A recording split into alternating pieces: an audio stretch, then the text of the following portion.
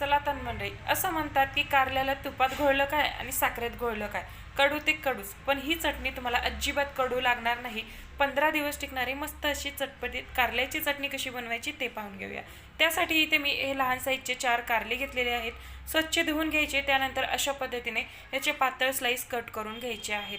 तुम्ही उभे सुद्धा कट करून घेऊ शकता. तर इथे मी संपूर्ण कारली छानपैकी कट करून घेतलेले आहेत. खूप जास्त मोठी कारली असतील तर त्यातल्या बिया काढून टाकायच्या आणि बारीक असतील तर अजिबात बिया काढायच्या नाहीत, तशाच राहू द्यायच्या.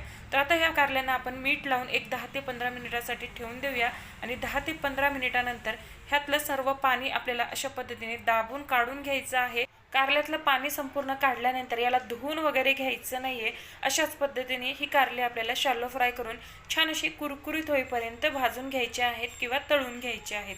गॅसची फ्लेम कमी ठेवा. कमी गॅसवरतीच ही कारली आपल्याला छान अशी खरपूस कडक होईपर्यंत तळून घ्यायचे. अजिबात यामध्ये मॉइश्चर असायला नकोय. तर इथे पहा, इथे आपले संपूर्ण कारले छान असे कुरकुरीत तळून झालेले आहेत. अशा पद्धतीने ही कारले तळून झाली की ही कारले आपल्याला काढून घ्यायची आहेत. तर इथे पहा, इथे मी ही कारले संपूर्ण एका मिक्सरच्या भांड्यामध्ये काढून घेतलेले आहेत.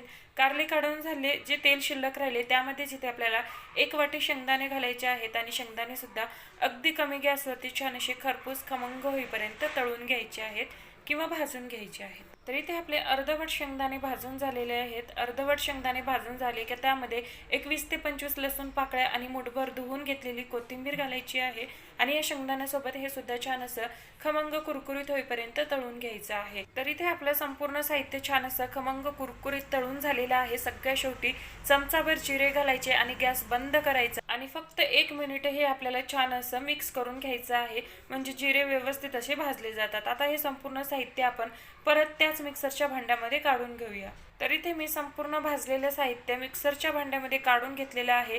पूर्णपणे थंड करून घ्यायचं, अजिबात गरम किंवा कोमट सुद्धा असायला नको. आणि आता यामध्ये आपल्याला पाव चमचा हळद, 1 ते 1.5 चमचा लाल तिखट, अर्धा चमचा गरम मसाला, चवीपुरतं मीठ घालायचंय आणि मिक्सरला छान असं जाडसर वाटून घ्यायचंय. तर इथे पहा, इथे मी मिक्सरला ही चटणी छान अशी जाडसर वाटून घेतलेली आहे. तिथे आपली खमंग आणि कुरकुरीत 15 दिवस टिकणारी ही कारल्याची चटणी बनवून तयार झालेली आहे. भाकरीसोबत खा, भाताबरोबर खा किंवा पोळीबरोबर खा, खूप सुंदर लागते. अजिबात कडू होत नाही. तुम्ही सुद्धा एकदा नक्की ट्राय करून पहा. रेसिपी आवडली तर रेसिपीला लाईक, शेअर, सबस्क्राईब करा आणि इंस्टाग्रामला फॉलो करायला विसरू नका.